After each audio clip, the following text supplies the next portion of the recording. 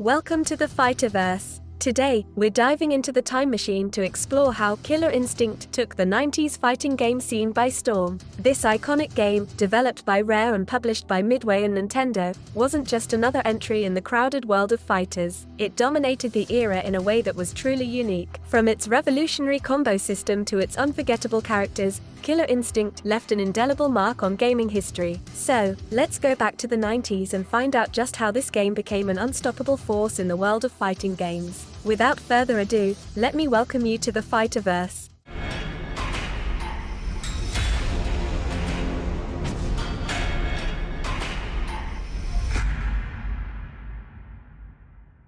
Transporting ourselves back to 1994, Killer Instinct was nothing short of a trailblazing force in the world of fighting games. Picture this.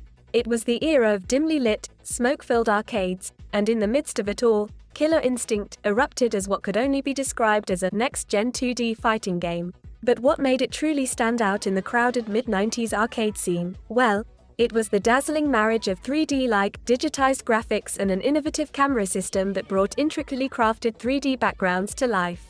Now, let's talk about the heart and soul of the game, its gameplay engine. Killer Instinct redefined the art of combos, unleashing the most jaw-dropping, seemingly endless chain reactions ever seen in a fighting game. It took a page from the book of classics like Mortal Kombat, incorporating fatalities, stage fatalities, and even the comical humiliations. But the piece de resistance was the Ultra Combo, a symphony of violence that could span a staggering 40 to 50 hits, or an eye-popping 100 plus if you happen to master infinites. What set Killer Instinct apart was its unique ability to let players unleash their pent-up fury, punishing their opponents like no other game of its time. When Killer Instinct burst onto the scene, there were skeptics who dismissed it as just another fighting game clone. Some of its characters, at first glance, did bear similarities to existing, wildly popular counterparts. Beneath the surface, a world of unique and captivating characters unveiled itself, each with their own distinct flavor and fighting style. Sure, you had your unique characters with their distinct play styles and special moves, but what truly set Killer Instinct apart was the plethora of ways each character could finish their fights. We're talking about no-mercy moves that added layers of individuality and distinction to each combatant. Each character had their own unique combo style, and finishing off an opponent with a personalized ultra combo wasn't just about winning, it was about self-expression and putting on a show that left the audience awestruck. Here's a fun little nugget of gaming history. Killer Instinct wasn't just a head-turner, it was an ear-grabber too. Those clever developers had a trick up their sleeves that turned heads and ears in arcades all around. They cranked the volume up to 11, making the game extra loud, particularly during those jaw-dropping ultra combo sequences and the spine-tingling intro.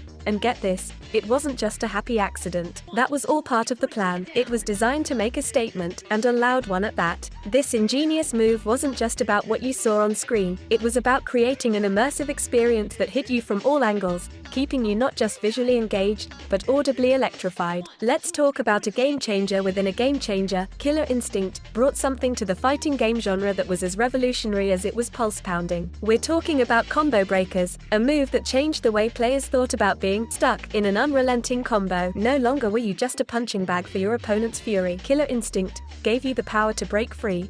Performing a combo breaker was not just satisfying, it was downright exhilarating. Here's the thing, combo breakers, as cool as they were, also had a bit of a mischievous side. You see, the sheer joy of performing a combo breaker led to a fascinating phenomenon. Players, in their quest for salvation, resorted to a bit of button mashing and wild directional pad flailing in almost any direction. And guess what? It actually worked quite well. In fact, it worked so well that it probably caused about 75% of all Killer Instinct cabinets to need some serious repairs. But you know what? It was all worth it for the sheer joy of breaking out of those jaw-dropping combos and turning the tables in your favor.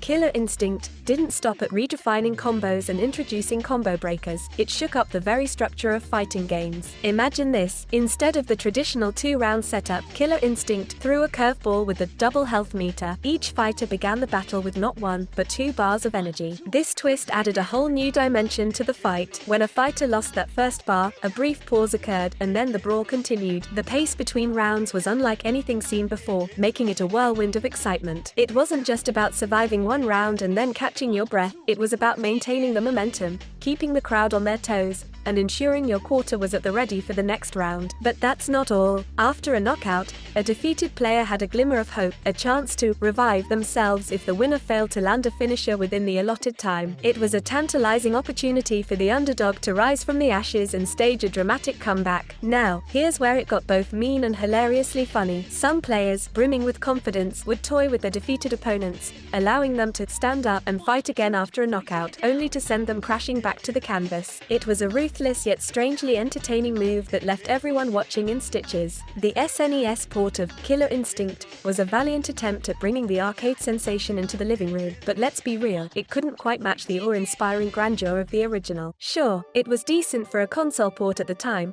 but it had to make some significant sacrifices in terms of graphics, sound, and gameplay. One of the most noticeable downgrades was in the visual department. The SNES version lacked many of the eye-popping graphical effects that had made the arcade version such a spectacle. Say goodbye to those fully animated, downright badass FMV character intros and victory sequences. Those were simply MIA on the SNES. And let's not forget those panned-back stages in the arcade version, where fighters could engage in epic projectile wars from a considerable distance. These, too, were casualties of the translation to the SNES. If that's not enough, the SNES port had to make do with significantly smaller character sprites that just didn't have the same screen-filling presence as their arcade counterparts. It's like comparing a firecracker to a fireworks show. Both are fun, but one is undeniably more explosive. In essence, there's no beating around the bush. The arcade version of Killer Instinct was a masterpiece. Each arcade cabinet even boasted a highest combo record for each character, and that, my friends, was a source of true bragging rights. I can't help but reminisce about those arcade warriors who spent entire days battling to break their own combo records and claim that top spot. And unforgettable memories etched in the history of gaming. Let's not forget one of the unsung heroes of Killer Instinct, its earth-shattering soundtrack. This isn't just any old collection of tunes.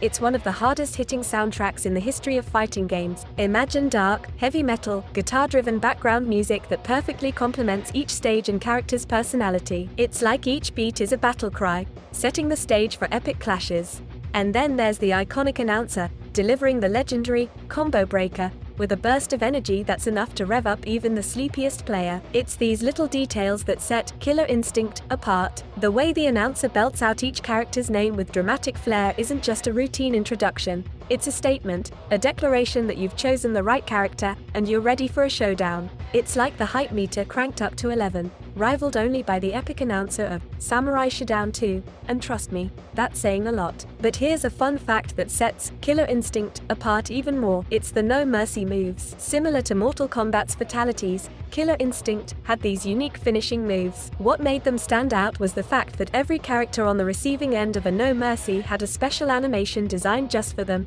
tailored to their character. This was groundbreaking stuff, as it added a layer of personalization and uniqueness to every finishing move. Most fighting games of the time didn't bother with such individualized animations, but Killer Instinct was the pioneer in this aspect, making every victory that much more special. These were the little touches, among many others, that made Killer Instinct shine and ensured that fans kept coming back for more. Thanks for joining us on this nostalgic trip through the gaming annals of Killer Instinct. From its revolutionary combo system and iconic ultra combos to the adrenaline-pumping combo breakers, this game was an absolute powerhouse in the 90s fighting game scene. Its mind-blowing soundtrack, unforgettable announcer, and unique no-mercy moves set it apart from the crowd. Killer Instinct wasn't just a game.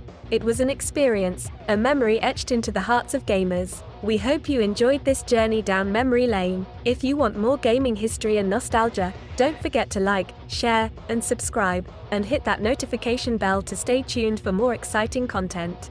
Until next time, keep those combos coming, and as always, don't forget to unleash those ultra combos.